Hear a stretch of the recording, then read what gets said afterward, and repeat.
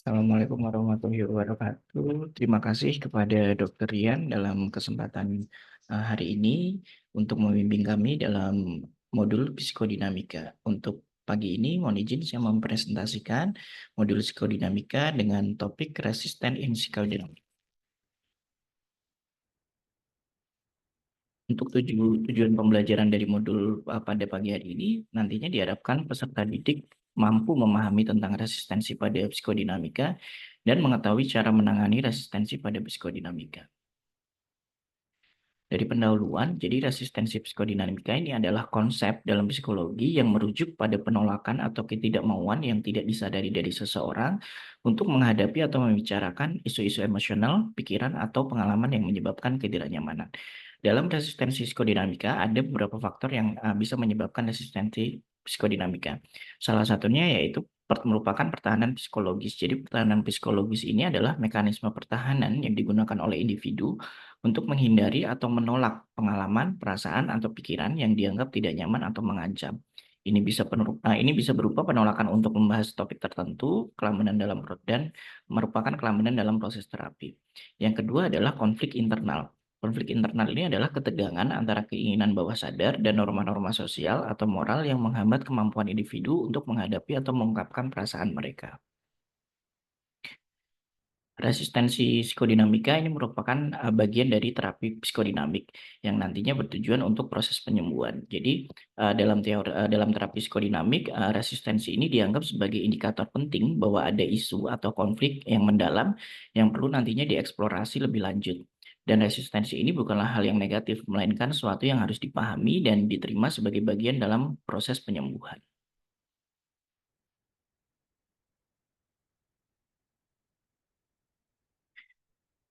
Dalam resistensi psikodinamika ini nantinya ada manifestasi resistensi.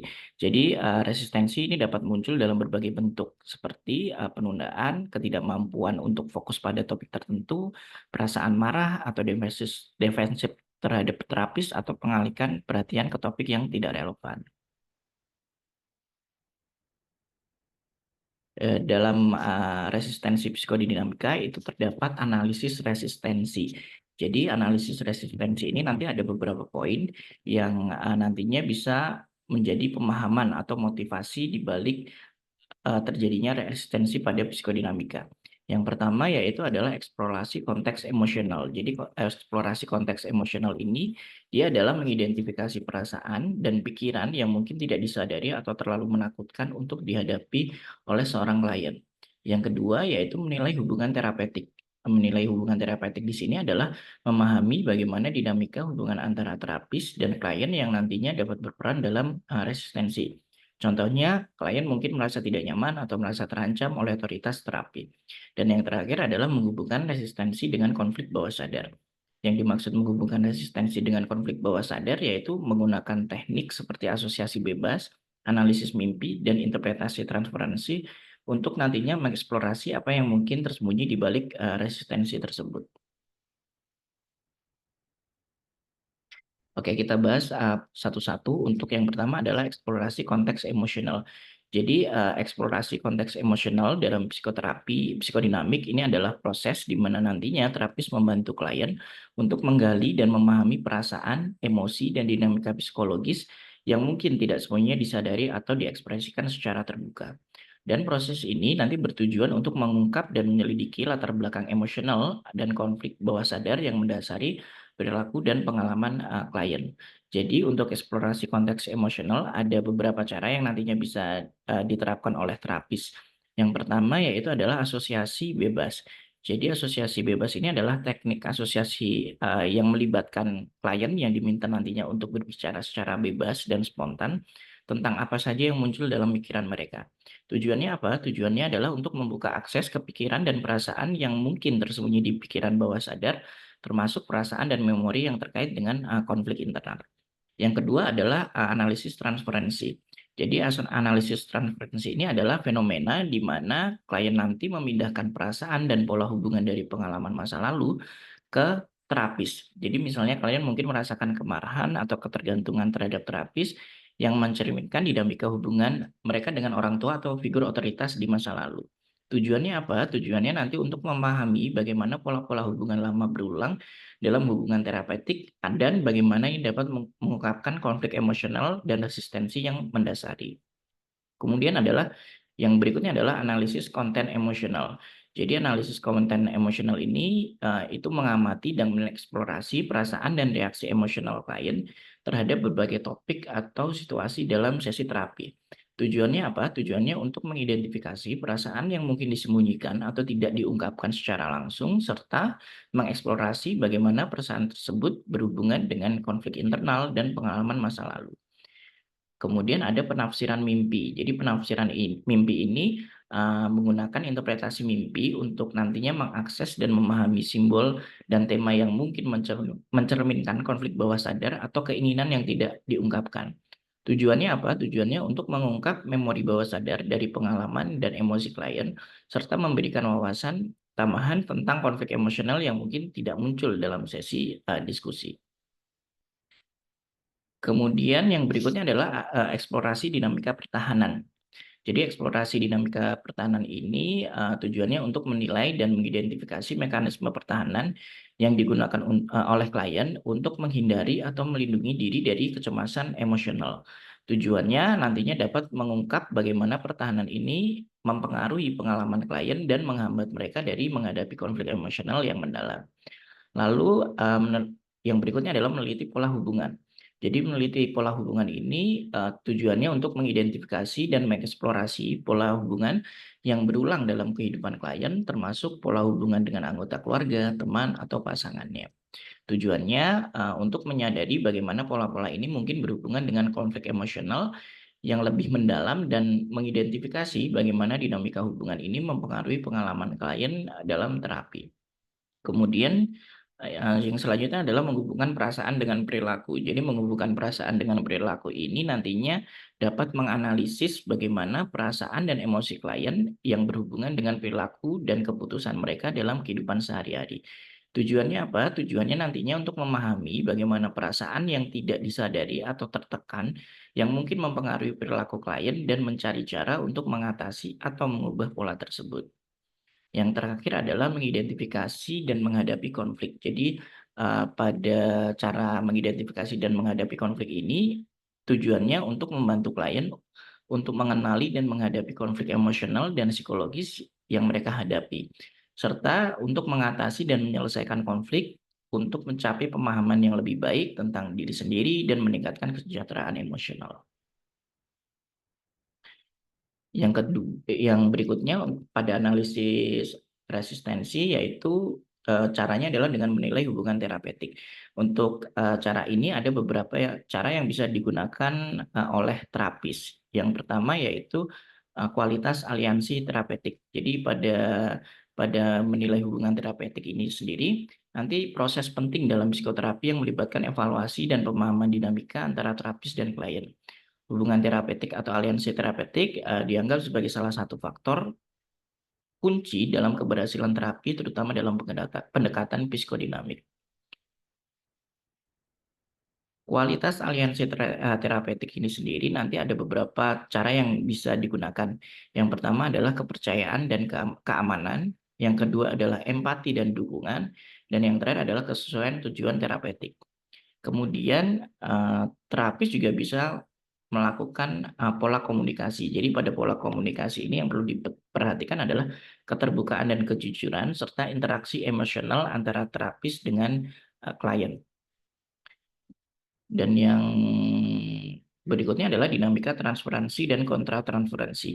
Jadi pada dinamika transferensi dan kontratransferensi yang dimaksud di sini adalah transferensi ini dia menilai bagaimana klien memindahkan perasaan, pola atau harapan dari hubungan masa lalu mereka ke dalam hubungan dengan terapis. Misalnya klien mungkin memperlakukan terapis seperti orang tua atau pasangan mereka. Sedangkan untuk kontratransferensi ini adalah menilai reaksi emosional dan respon terapis terhadap klien. Ini termasuk bagaimana perasaan dan pola hubungan pribadi terapis yang nantinya mempengaruhi interaksi dengan klien. Kemudian yang berikutnya ada identifikasi dan penanganan konflik. Jadi dalam identifikasi dan penanganan konflik ini sendiri yang terapis bisa lakukan nanti dengan konflik terapeutik. Jadi konflik terapeutik ini adalah menilai adanya konflik atau ketegangan dalam hubungan terapeutik yang mungkin nantinya mempengaruhi proses terapi. Ini bisa mencakup ketidaksetujuan tentang arah terapi, perasaan frustasi, ataupun ketidaknyamanan yang muncul selama proses terapi. Yang cara yang kedua yaitu adalah strategi resolusi. Jadi pada strategi resolusi ini nantinya terapis dapat menyusun strategi untuk mengatasi dan menyelesaikan konflik dalam hubungan terapeutik. Ini bisa melibatkan diskusi terbuka tentang masalah yang muncul dan penyesuaian pendekatan terapeutik yang sesuai dengan kebutuhan klien. Kemudian cara yang berikutnya adalah respon terhadap intervensi terapeutik. Jadi pada tahap ini terapis bisa melakukan cara dengan melihat reaksi klien terhadap teknik terapeutik.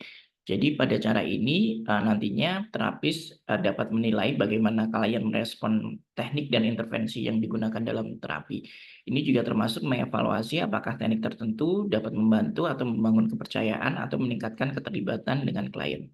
Yang kedua adalah penyesuaian pendekatan. Jadi penyesuaian pendekatan ini digunakan oleh terapeutik berdasarkan respon klien dan dinamika hubungan terapeutik. Ini nantinya juga bisa melibatkan perubahan dalam teknik atau gaya interaksi untuk lebih sesuai dengan kebutuhan klien. Dan yang terakhir adalah evaluasi emosional klien.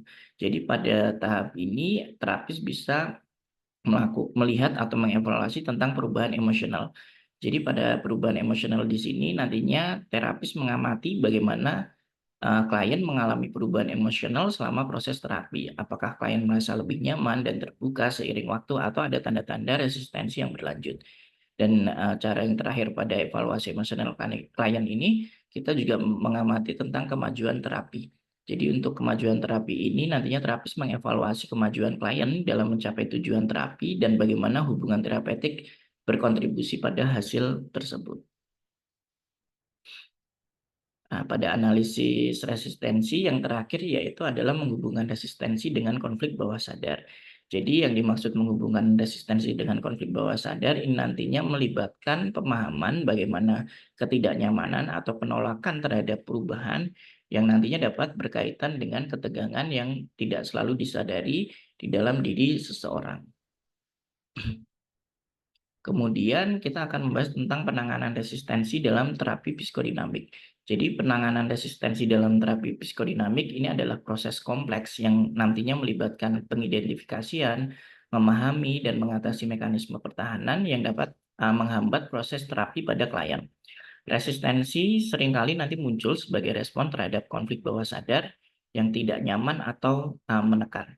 Jadi ada beberapa cara yang dapat digunakan untuk dalam penanganan resistensi dalam terapi psikodinamik. Yang pertama adalah pengenalan dan pengidentifikasian resistensi. Cara yang bisa dilakukan pada tahap ini yaitu mencatat tanda-tanda resistensi.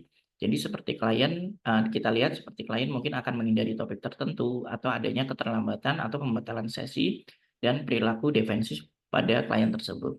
Cara yang kedua adalah diskusi awal tentang resistensi. Jadi sebelum memulai terapi, terapis itu dapat terlebih dahulu memberitahukan kepada klien bahwa selama proses terapi kemungkinan dapat terjadi resistensi. Terus yang berikutnya adalah teknik interpretasi. Jadi pada teknik interpretasi ini ada 2 poin yang bisa dilakukan, yaitu interpretasi pertahanan. Jadi interpretasi pertahanan ini dia memberikan wawasan tentang mekanisme pertahanan yang digunakan klien untuk menghindari konflik emosional atau psikologis. Misalnya jika klien sering menggunakan penyangkalan, terapis dapat membantu klien memahami bagaimana penyangkalan atau melindungi mereka dari perasaan yang menyakitkan.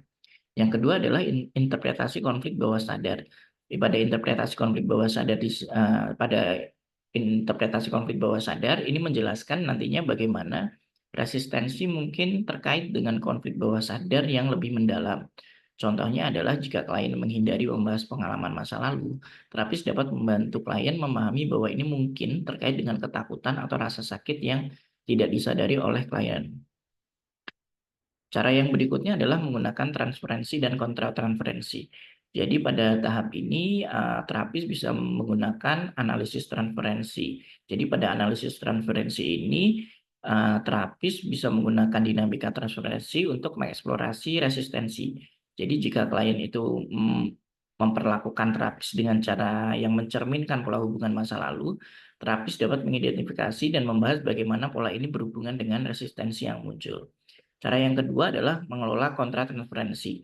Jadi pada tahap ini nantinya terapis mengatasi reaksi emosional terhadap klien. Misalnya jika terapis merasa frustasi atau marah terhadap klien, ini bisa menjadi indikasi kontratransferensi yang perlu dieksplorasi dan diatasi. Dan yang terakhir adalah teknik asosiasi bebas. Jadi ada 2 poin juga yang bisa dilakukan pada teknik asosiasi bebas. Yang pertama yaitu penerapan asosiasi bebas. Jadi pada penerapan asosiasi bebas ini nantinya terapis meminta klien untuk berbicara bebas tentang apa saja yang muncul di pikiran mereka untuk mengungkapkan perasaan dan konflik yang mungkin tersembunyi. Teknik ini membantu dalam menggali perasaan yang mungkin tidak langsung diungkapkan. Yang berikutnya adalah cara yang bisa dilakukan dengan analisis konten emosional. Jadi pada analisis konten emosional ini nantinya terapis mengamati tema atau pola yang muncul dalam asosiasi bebas untuk memahami resistensi dan konflik yang mendasarinya. Oke. Cara yang berikutnya adalah dengan penafsiran mimpi. Jadi pada penafsiran mimpi ini nanti terapis bisa menggunakan interpretasi mimpi. Jadi nantinya terapis menganalisis mimpi klien untuk mengungkap simbol dan tema yang mungkin mencerminkan konflik bawah sadar atau perasaan yang tidak diungkapkan. Ini dapat memberikan wawasan tambahan tentang resistensi klien.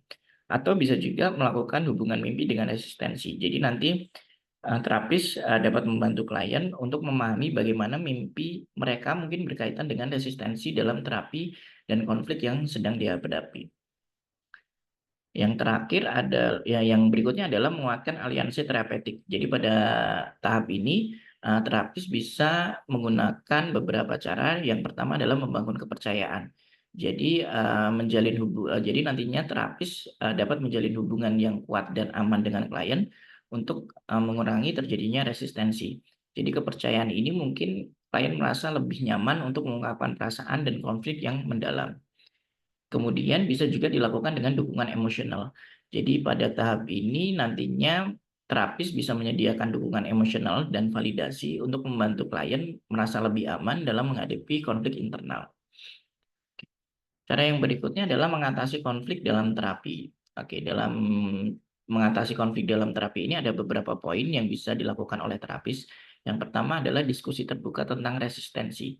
Jadi nantinya terapis bisa membuka dialog tentang resistensi yang muncul dan bagaimana hal itu mempengaruhi proses terapi. Ini dapat melibatkan nantinya pembicaraan tentang mengapa klien merasa sulit untuk menghadapi topik tertentu. Atau bisa juga dilakukan dengan strategi resolusi. Jadi strategi resolusi ini nantinya terapis itu mengembangkan dan menerapkan strategi untuk mengatasi konflik dan resistensi. Ini bisa melibatkan penyesuaian dalam pendekatan terapeutik atau teknik yang digunakan. Kemudian yang terakhir adalah penyesuaian teknik terapeutik. Jadi penyesuaian teknik terapeutik ini ada 2 cara yang dapat dilakukan. Yang pertama yaitu menyesuaikan pendekatan. Jadi kita lihat berdasarkan reaksi klien terhadap teknik terapi, terapis dapat menyesuaikan pendekatan mereka untuk lebih sesuai dengan kebutuhan dan dinamika klien. Atau bisa juga dilakukan dengan evaluasi kemajuan. Jadi nantinya terapis menilai efek dari intervensi terapeutik dan menyesuaikan strategi yang sesuai dengan perubahan dalam pola resistensi. Nah, untuk penerapan teknik penanganan resistensi, ini nantinya ada 3 cara yang bisa digunakan. Yang pertama yaitu asosiasi bebas. Jadi asosiasi bebas ini nantinya terapis dapat meminta klien untuk berbicara bebas tentang perasaan mereka ketika memikirkan topik yang klien hindari untuk menggali apa yang mungkin ditahan atau dihindari oleh klien. Yang kedua adalah menggunakan cara analisis transferensi. Jadi jika klien itu menunjukkan ketergantungan berlebihan pada terapis atau merasa sangat marah terhadap terapis, terapis nantinya dapat mengeksplorasi bagaimana perasaan ini mencerminkan pola hubungan masa lalu klien dengan figur otoritas.